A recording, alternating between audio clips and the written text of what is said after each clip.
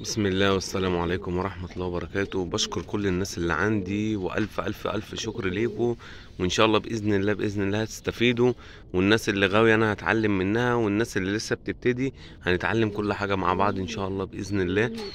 دايما أغلبية الناس اللي بتكلمني حتى في التليفون بيكلموني عن إيه، موضوع مثلا إيه، إزاي إن أنا أخلي الحمام ينتج، إزاي أنا أخلي مثلا الحمام يزيد، إزاي إن أنا إيه الحمام اللي أنا أجيبه اخليه مثلا يبقى يشتغل يبيض ويطلع وكده، إيه الحمام الحنين، إيه الحمام اللي بياخد على المكان لو انت بتسيب بسرعة. هنتكلم في كل الكلام ده مع بعض. بص، دول يطلعوا، دول اصلا مش ولاد، دول ولاد بري على رمية تهجين يعني، وبرضه مديهم الدبل.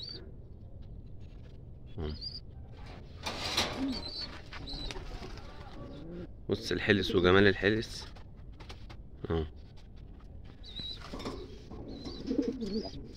فرد حمام ما شاء الله شكله حلو، وفرد حمام غزار هتسيبه في النشة يبقى شكله حلو.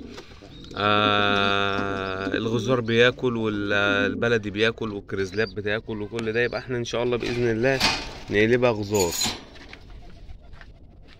ان شاء الله. اللي جاي كله ان شاء الله مرقعات المستقبل اهو، المستقبل اهو. ده بقى الباكستاني دوت انا مسميه عباس الجن، ده ذكر باكستاني طلعت لقيته كده اهو. بصوا كده يا جماعه معايا، بص عيونه عامل زي الجن، فمسميه عباس الجن. قولوا لي ايه رايكم. وبعدين لونه اصفر، فرد حمام لونه اصفر، يعني عمري في حياتي ما شفت باكستاني اصفر، بيبقى اخضر ابيض، ابيض شمع، انما نفس الجته دي كده اهوت ما شفتش. عايز اوريكم عيونه اهو، بص عيونه مكحله ازاي، عشان كده مسميه عباس الجن. الف فل عباس. نبص بقى على الانتاج، بص ما شاء الله، ادي القص، وادي قص تاني تحتيه عياله، وقص بيحضر، وقص تحتيه زغلولين اهم، ودي مرقعات، ودي قص انجليزي احمر مع انجليزي اسود، تحتيهم زغلولين برضو مش ولادهم. بص الزق،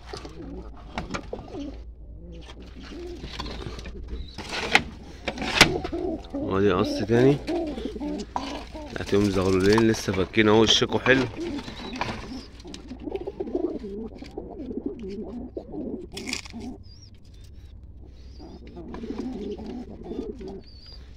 البيضة التانية هتفك اهي.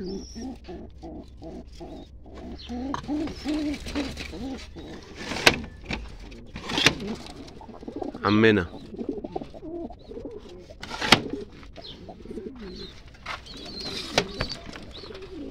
انت انجليزية وذكر ابن قرباش تحتهم زغلول تحضين.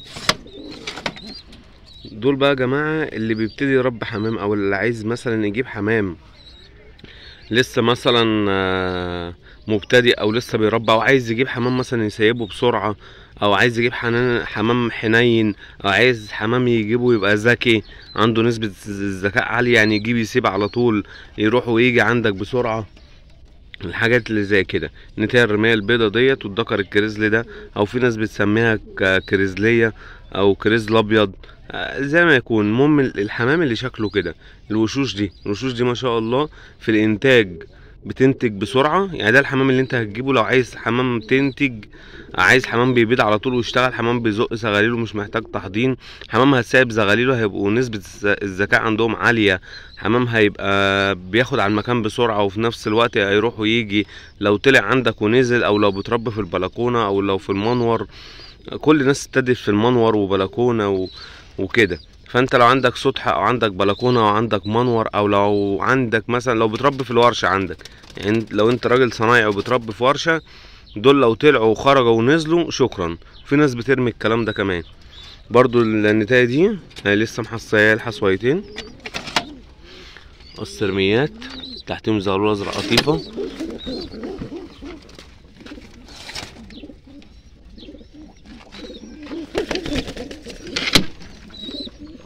انجلايزة برضو محضن تحتيهم، انتهي حلبية لوحدها. قص بلدي هنا، البلدي دول يا جماعة يعني من اساس الحمام لازم أن يكون عندي قص بلدي في الغيه. الدكر دوت والله العظيم اتضرب مني في السنه اللي فاتت في التماسي. يعني كنت برمي اخر النهار الساعه مثلا 5:30 كده 6، اتضرب مني. قعد 6 شهور و10 ايام، انا كاتب التاريخ على الحيطه بره على السطح. بعد 6 شهور و10 ايام العين دي كانت مفتوحه، جيت لقيته واقف هنا على الطاجن ده بعد 6 شهور و10 ايام. لا خلي الحمام الاولى ده بقى، اللي جاي كله ان شاء الله غزار.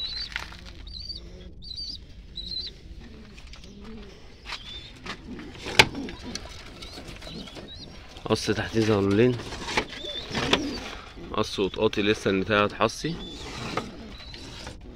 دول زغالين انا باكلهم بايدي، دول انا بزقهم ما شاء الله باذن الله. ده هيطلع قنبله، ده ابن قطقاطي.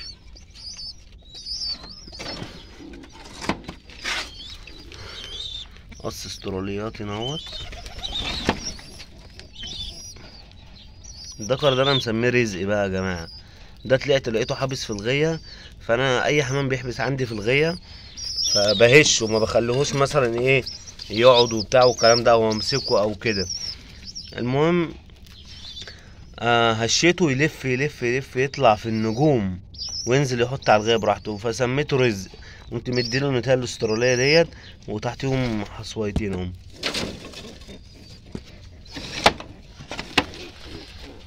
ده ذكر اسكندراني من اخ حبيبي هنا يعني في المرج، راجل محترم جدا.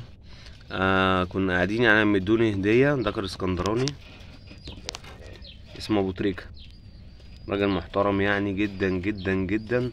فكنت قاعد معاه لسه متعرف عليه جديد، فمنزل لي الفرد ده كده هديه. قص باكستانيات، نتاية برنيطة او بدبوس، وذكر اخضر برضو. دول بصراحة يعني انا مش من هوايات الباكستانيات يا جماعة.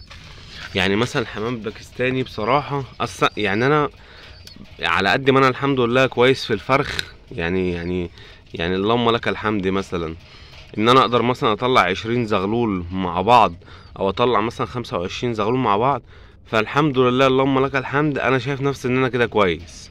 في ناس احسن مني وانا بتعلم من ناس كتير وطبعا يعني في ناس اقوى. انا عندي 35 سنة، فالحمد لله الحمد لله ان انا قدرت ان انا اطلع 25 زغلول مع بعض. فانا شايف ان الحمد لله، يعني ما بشكرش في نفسي، بس انا شايف ان انا كده كويس. يعني في ناس اكبر مني ما تعرفش تطلع 10 زغالين مع بعض. بس فالدكر دوت ده برضو لقيته، والنتايه دي لقيتها محضن تحتيهم بيض على نبره سمر. برضو ده دكر بيسموه بسحنه اهو، مع انتهى استراليا. ده تشار ده يا جماعه. ده اول لما جبته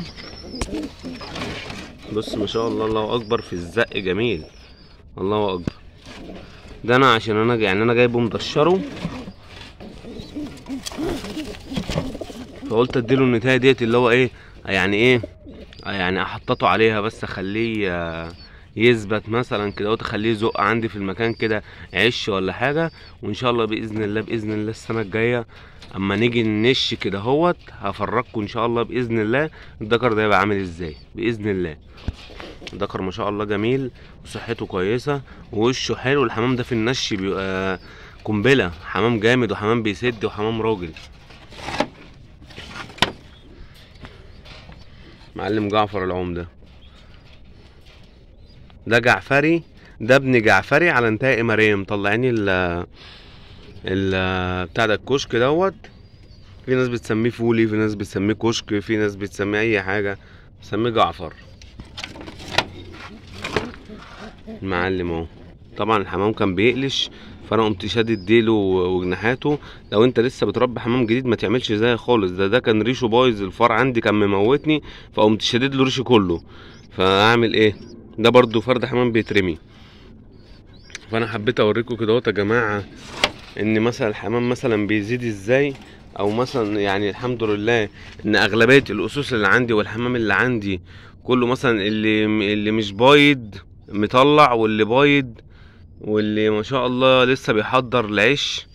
فالحمد لله. اهم حاجه ان انت ايه يعني ايه تهتم في ميعاد كلفة الحمام. يعني انت جايب حمامتين جداد دلوقتي، كل يوم مثلا بتاكلهم الصبح، العصر، المغرب، اي حاجه. بس بنسبه كبيره يعني حاول ما تاكلش بالليل. تقول لي الشغل اول ما تقوم من النوم حط لهم. ليه؟ الحمام زي البني ادم بالظبط، انت لو كلت بالليل ممكن يجيلك عسر هضمي، ممكن تتعب، ممكن القولون، ممكن هتقابل مشاكل كتير.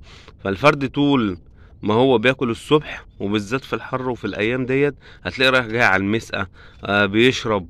المسقه بتفضى بسرعه. ليه؟ بياكل، بيعطش، الدوره الدمويه عنده شغاله، هو شغال. انما بالليل صعب. هو لو كل ممكن هتطفي النور، لو عندك لمبه هتلم عليهم الناموس هنخش في قصة تانية، فمش عايزين الموضوع يتفرع معانا.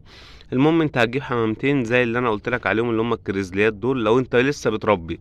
الحمام ده ما شاء الله كويس، الكريزليات والرميات والعبايسة. يعني بنسبة كبيرة 99% من الحمام الشوام. الحمام اللي هو الشوام ده تجيبه ما شاء الله اكبر زي الفل. بيتش قلبزيات مثلا. الحمام دوت ما شاء الله بيبقى كويس وانتاجه كويس، وفي نفس الوقت بيشتغل بسرعة. و... ولو سيبته حتى بياخد على المكان بسرعة، وبيبقى كويس وبيبقى جامد. وانت واحدة واحدة طول ما انت عندك حمام هتطور من نفسك.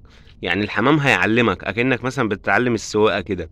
هتبتدي مثلا تمشي شوية، تهدي شوية، تخاف تاخد ملف، تخاف تعمل. بعد كده مثلا بعد 6 شهور هتبقى مجرم بقى، تشغل حمو بيكا وتاخد اليوتيرن وتطير.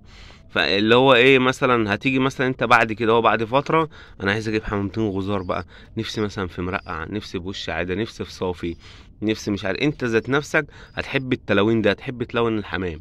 فاهمني؟ فالحمام هيبتدي يعلمك حاجات تانية، يعني انت تتعلم من الحمام بتاعك. ودايما دايما دايما مثلا يعني ايه اهم حاجة، المية ديت تكون دايما نظيفة. يعني المية ديت لا، اهم حاجة المية. يعني انا طالع بص بتكلم وبعمل فيديو والكلام ده، وانا سايب بص الارض فيها دورة ومش منضف وبتاع. انا ممكن انضف واحط واجيب ديتول واحط مزيل عرق للغية. بس انا طالع بكلمكم عادي، لان النهارده اجازة، النهارده الحد. فقلت بقى ايه، انضف براحتي واعمل براحتي. بس قلت بصراحة ايه يعني، اطلع كده اهوت اعمل فيديو بمناسبة ان انا لسه عامل القناة، فلقيت 100 واحد مشترك عندي. فبصراحة فرحت يعني. والف الف شكر للناس اللي عندي، والناس اللي بتتفرج عليا، والناس المحترمة. وبشكركم. واللي نفسه في اي حاجة في الحمام، سؤال في مرض، في اي حاجة، يسألني. ويا رب يا رب يبعد عننا كلنا وعن الناس اللي بتسمعني اي مرض للحمام. لان الحمام لما بيعيا تحس ان الغاوي هو اللي بيعيا.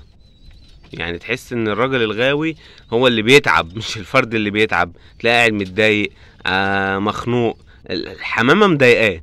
يعني بقى مش مثلا عنده مشكلة في شغل، ولا مشكلة في حياته الشخصية، ولا لا، الحمامة هي اللي معكرة مزاجه. ولو طلع مثلا لقى الحمامتين فايقين ومسايب زغلول، تلاقي الراجل الغاوي ده مزاجه في السحاب. من انضف انواع يعني الادمان الحمام. يعني انا شايف ان الناس اللي بتربي حمام دي، انا شايف ان انا مدمن حمام. يعني من وجهة نظري ان انت تقوم من النوم كده اهوت، تغسل وشك وتشرب كوبايه الشاي وتفطر وبتاع وتطلع على الغيه. انت ما بتعملش كده مع عيالك. ف من افضل انواع الادمان انا من وجهة نظري الحمام حمام كويس وحاجه محترمه، وبعدك عن الناس الوحشه ده عالم تاني يا جماعه. مش هتكلم بقى الناس الغاويه طبعا فهماني، يعني مش هتكلم. طب نبص بقى على الزغاليل اللي بره، راحوا فين؟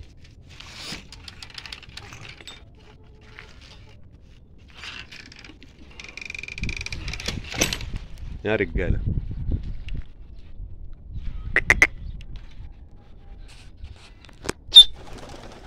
ايوه كده.